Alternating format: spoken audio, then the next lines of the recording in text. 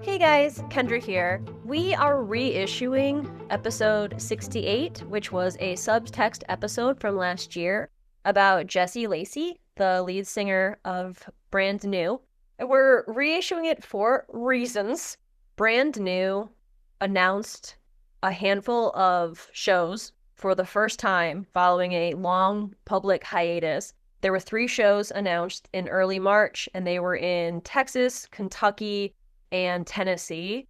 And then they waited until the end of March, and all of a sudden, we were all gifted, quote unquote, with a 2025 brand new reunion tour, which was 24 different dates spanning across the whole US in the spring and the summer, kicks off in Seattle and goes all the way across the country. Interestingly enough, once those dates got announced publicly, all the major platforms for the venues, for the booking companies, all removed the ability to post comments in all their social media aspects, so Facebook, Instagram, whatever. So they gave you all the info, but no one was allowed to comment on it. So in kind of a response to those tour dates being announced, a quote-unquote new allegation through a post titled "A Call for Accountability: Why Jesse Lacey and Brand New Should Not Be Touring Right Now." The person shared a story that was very similar to the other stories which we've shared in our episode, which are able to be found in full account online. They stated in the introduction of this that this is their personal story, quote, shared in the hope of raising awareness about grooming and power dynamics in the music industry. And it goes into, as I stated, very similar behaviors from 2006 or so. The woman was 15, same Jesse Lacey actions, same Jesse Lacey comments, just creep behavior, really gross. And it kind of compounds the fact that this was not 1 or 2 people. Some of the fans are saying one of the people has been debunked. Their story wasn't real. It wasn't as credible as they made it out to be initially. Yet again, another person from that exact same timeline with the exact same things happening. And there's photographic evidence. She brought up photos of them together. He's actually at dinner with her family when she's a teen. The main issue that I think a lot of people have had is that, did he officially take accountability for his actions? Not 100%. And there's not really been a lot of evidence that he's done anything to change over the last so many years. So with those new tour dates, we feel like we needed to reissue our old episode to remind people, just as this woman has done, that this is behavior that exists. These possibly sold out arena shows, these making this band and this person a lot of money. And we're asking, as we do so many different times throughout our episodes, for our listeners and for just people who surround themselves, in the music industry, to really consider where you're spending your money, your resources, and your time. Are these the type of people that you really want to platform? Are these the type of people that you want to allow your teenagers to be spending time around without any adult supervision? Has he done enough? I mean, that's up to you as the consumer. If you are going to go to the show, if you're now a parent of a teen that's planning to go to the show, please be very careful. This is a person who has not shown that they are taking accountability for their actions. And on the broad spectrum of everything that's coming back around, making everything great, 2025 brand new nationwide tour was not something I had on my bingo card, but yet we're not really that surprised. The stories contained in this podcast are the recollections of the guests we've invited onto the show. We are an outlet for people to share their truths, and we accept no legal responsibilities for the stories contained herein. I'm Kendra Sheets. And I'm Rich Gill. And this is Enough, a podcast that aims to shine light into the darkened corners of the music industry while discussing the ways we can and should improve ourselves and, in turn, our community. Welcome back to the Enough podcast and another episode of Subtext. Today, we're going to be discussing the allegations against the frontman of a band that was absolutely beloved in their time. I don't know if it's accurate to say that their music defined the genre that they were in, but they definitely helped to bring it even further into the mainstream, acquiring thousands upon thousands of loyal fans and followers as they grew from playing Long Island basements to headlining major festivals across the country. Today we're going to be discussing the allegations made against Jesse Lacey, the lead singer of emo band Brand New. Brand New was one of those bands that, if like us, you were active in the scene in the early 2000s, you just couldn't miss. They were everywhere all the time. They were either headlining a show you were attending to see another band, or they were on the lineup of a festival you were at, or if nothing else, your friends would play their music in the car or at a party. For a long time, they seemed like they were just always around, especially if you watch Steven's Untitled Rock Show on Fuse when that was a thing, because their videos were on all the fucking time. I forgot about Fuse. Oh, yeah. Recently, I found some VHS tapes that were just videos that I had taped off of Fuse and like episodes of Steven's Untitled Rock Show. And it's ridiculous. It's hilarious. That was an interesting time for, our little music scene. Mm-hmm. But during the band's 17-year run, they produced 5 full-length albums and toured across the country, seemingly every year, sometimes on festivals, sometimes just headlining themselves. But all of that came to a screeching halt in 2017. Brand New released their 5th album, which was entitled Science Fiction, in August of that year. After the LP was released, touring band member Kevin Devine released the following statement via Facebook. It stated, quote, "The reason for saying anything in public is to share that I'll be quieting down the KD world for a while. There will still be handfuls of odd shows here and there, and a few non-tour or proper record-related projects. But it feels good to do something else, take stock and decide what comes next, and go away a bit, in some core sense. That's it. Thanks as always, and be good to each other. These are scary, brutal, psychedelic times, but you're not alone." End quote.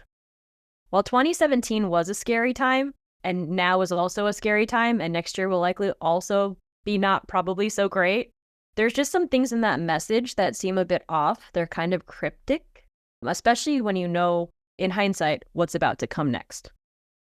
And what came next was a few months later, in October of 2017, during a tour for the new album, Brand New's lead singer, Jesse Lacey, stated at a show, quote, "We're going to be a band for about 14 more months, so thank you so much for being here tonight," end quote. But the band never hit that 14-month goal. 1 month later, on November 10th, 2017, news broke of allegations of sexual misconduct between Jesse Lacey and a minor. The initial accusation was made by way of a public Facebook post penned by former Brand New guitar tech Brian K. Diaz. The post asked why people had not yet grouped Lacey in with the other sexual predators who had recently been outed via the Me Too movement. A number of the responses to the post were in agreement, but left no concrete allegations. And just as a real quick aside for the doing it for clout crowd, Brian Diaz is a journeyman crew guy. He's been around for years. He's worked with everyone from Motion City Soundtrack to Guns N' Roses. He's currently the Blink-182 bass tech. He also wrote a very good book about his career with touring bands called 1800 Miles to Nowhere. This dude doesn't need clout. He doesn't need attention for calling out people. And as someone who works in the industry, calling attention to something like this could potentially impact future jobs. So, kudos to Brian for being the person to bring this into the light. So on Brian's post, a woman named Nicole Elizabeth Gary responded with the following, which stated, quote, "He solicited nudes from me starting when I was 15 and he was 24, manipulated the hell out of me, demanded specific poses, settings, clothing, demeaned me, and made it clear that my sexuality was the only thing I had to offer. He knew what he was doing was shitty, so he wouldn't touch me until I was 19. I should have known by then, but he had screwed me up so much psychologically that all I wanted was his approval. It fucked me up to the point that I still have nightmares and wake up in a sweat. I still break down and have panic attacks when people play Brand New in a bar. Jesse Lacey is a piece of shit." End quote. She left additional comments which also accused Lacey of not only soliciting nudes when she was a minor, but also of him masturbating in front of her via Skype. And this was not the first time that she had made comments of this nature on Diaz's post. Nor was this the first time that Diaz made this allegation on social media. And as we've seen countless times before, this initial post encouraged other women to come forward and describe their experiences of also being groomed by Lacey. And of course, as happens, all of these situations bore a striking resemblance to each other in the way that he went about the grooming process. Gary had met Lacey in 2003 when she was 15 and photographing a show in upstate New York. He gave her his email address after the show and before long began asking for nude photos over Instant Messenger. Another woman, Emily Driscoll, was 16 in 2002 when she met Lacey for an interview. She was a photographer, a music journalist, and a fan of the band. Gee, that sounds familiar. During the interview process, she claims that Lacey made comments about her body and her breasts. Then he started soliciting her for nude photos when she was 17. She stated that he would send her photos of himself undressing, masturbate in front of her on video, and try to get her to engage in sexual situations with other people on camera while he watched. If she did not want to participate, she claimed that Lacey would threaten her access to the band. Quote, "There were a lot of instances where if I didn't want to participate or if I didn't want to take my clothes off and take photos, he would say, 'Okay, well, I guess I won't be seeing you the next time I come to Houston,'" end quote. So fucking gross. Ugh. It's just really smarmy. Like, yeah. I mean, well, I guess I won't be seeing you next time I come to Houston. Ugh. I think one of the things, like, and we'll go into this a little bit more, is that these people kept showing up at these shows, right? So it's really easy for the naysayer crowd to be like, well, if he's such a piece of shit, then why did you keep going? But, you know, and we're going to talk in the same circles that we always do about the same few things over and over again, because this is the real answer here. Like, you like the band, they have a position of power. You think that you're special because they're inviting you. And then they take that from you. And it's just like in an abusive relationships where someone sets it up where your sense of purpose almost is dependent on this other person. I'm not saying the sense of purpose is dependent on Jesse Lacey, but for this one small section, for this exact kind of moment in time in this music scene, having the lead singer of Brand New not only know your name, but chat with you regularly and invite you out to shows is a really big deal. This was huge to these people. And they're all under 18. So this is even bigger to them. These are people who don't have fully formed frontal lobes. They're not able to think through their actions and think about how their actions can affect their future. They're in it for the moment, and they're in it in a social way as well. Jesse Lacey liking you is a really big deal socially. Socially in the scene, socially in their high school. And the fact that I even have to say that is so weird. Socially in their high school. He's 20-something years old talking to high school kids. Weird. Well, and also as groomers and abusers are so good at, like, yeah, he can say something like, well, I guess I won't be seeing you next time my band comes around. But then hit that person up again later and make everything better somehow. And I'm not saying, I don't have firsthand knowledge that this is what he did, but this is what these kinds of people do.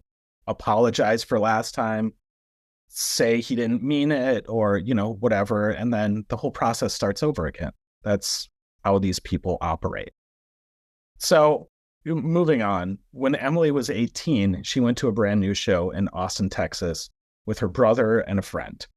She claimed that Lacey took her to the green room under the guise of getting his things, but shut the door behind them, pushed her against a wall, and assaulted her. She stated, quote, "I was walking around with him to find his backpack, and then it went from 0 to 60 when he closed the door." That also sounds familiar to another story we heard on here. Mm-hmm. "He pinned me against the wall with his knee between my legs," end quote. She describes the incident as one of, quote, "several instances of coercion during physically intimate situations," end quote, with Lacey.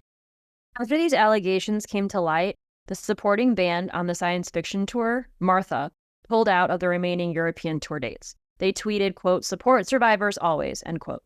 Kevin Devine backed out of the remaining shows. As you remember from before, he was one of their touring band members. And he released a statement which partially read, quote, "I believe that it is critically important to really listen to and hear people who speak out about abusive power and sexual misconduct," end quote. And with that, the band postponed the rest of the tour. One day later, on November 11th, 2017, Lacey, via the band's Facebook account, shared a statement. It's a very long one, so we won't be reading it in full here, but it's shockingly still up on Facebook, which is great. It's one of the positives of this situation. It's usually they take them down within like 24 hours or less. Yeah, it's almost unheard of for that to still be up there. Amazing. Yeah, years later. So it's still up on Facebook. You can take a look if you're interested. We'll also link the statement to our episode, so you can just give it a quick click. But in his statement, he does apologize for his actions. He states, quote, "I was selfish, narcissistic, and insensitive in my past, and there are a number of people who have had to shoulder the burden of my failures. I apologize for the hurt I have caused and hope to be able to take the correct actions to earn forgiveness and trust," end quote. He goes on to claim that he developed sex addiction. He cheated on his then fiance, now wife, which caused him to enter into professional treatment for that problem. However, he continued to cheat, to hide his behaviors, and to manipulate others. He also notes something that we have rarely seen in the years before or after. He mentions how he understands that as a band member, he held a position of power over fans, and he did not treat women with respect during that time. He also mentions sobriety, something we see a lot of in these kinds of posts as well. And he ends by stating that he will do what he can to earn forgiveness. Honestly, it's one of the better statements that we've seen, despite the fact that he really didn't take accountability for any specific allegations or actions. And with that, the rest of Brand New's 2017 European tour dates were canceled. And that's really been kind of the end of it at this point. Since the allegations broke 7 years ago, the band has not played another show since.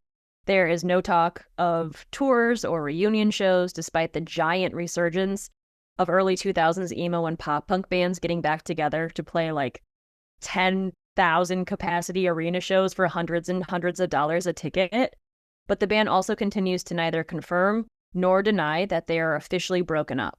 Back in 2021, the guy behind the Bamboozle Music Festival, which was a really big deal out in Jersey between 2003 through 12. I don't know if West Coast people would be as familiar, but it was the Jersey Warped Tour kind of, right? It was always in one spot, but it was just absolutely huge. And they got giant bands of Foo Fighters played, Bon Jovi played. It grew into this gigantic Riot Fest-esque sort of or festival. Lala. It's kind of like a Jersey Lala. Yeah. So the guy behind Bamboozle back in 2021 actually tried to get Brand New back together. He apparently had been reaching out to different members about reuniting and playing a festival in 2023, but that never happened despite his repeat requests. Well, apparently Warped Tour is coming back next year, so, Oh, we all have something to look forward to. Yeah. I think one of the saddest things about this whole thing is how absolutely normal this story is in the grand scheme of pop punk emo revival bands of the early 2000s. We talked a little bit about the culture on our Warped Tour episode, but to reiterate, this was a subculture that was geared towards the outcast teenagers, the ones who didn't fit in with the preppy cheerleader jock types at school. These bands were their safe space from the bullying from classmates or from parents who wanted them to be something they weren't. The bands made it okay and even cool to be outcasts. And above that, they were reachable. You could contact them via MySpace, LiveJournal, Friendster, or any number of message boards. They built these communities of fans through their accessibility. I have friends who met each other on the Taking Back Sunday Yahoo group 25 years ago, and they're still BFFs. You could hang out with the band at their shows, and they actually encourage their fans to do so. And so many people were betrayed and taken advantage of.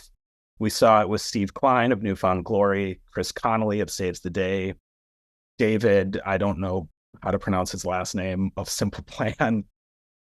The guy from Simple Plan. The guy from Simple Plan, Jesse Lacey, and countless others. And despite the fact that, as we said, Lacey's apology is definitely one of the better ones we've seen, he still took advantage of teenagers, and that never should have happened in the first place. So we're going to end this episode with a quote from Emily Driscoll, one of the survivors who responded on that Facebook post. When the news about Lacey broke and was being publicized on all these different music and news sites and in magazines and articles, she was quoted in one of them stating, quote, "I'm hoping that with this coming out, it opens the door for people really looking out for women in our scene. It's been talked about for a while, but it hasn't actually been happening, end quote. And while we completely understand and support that idea, Lacey's allegations occurred in 2017. Now, 7 years later, the guests of this podcast are vocalizing this exact same sentiment. We're living in a music scene where there have been changes, but nothing drastic. 7 years, nothing drastic. We're living in a place where we, too, are still hoping that when these stories come out, they open the door for people looking out for women in the scene. Enough is a podcast centering on surviving abuse, harassment, and assault in the music scene. To help get the word out, please like and subscribe and share with your friends.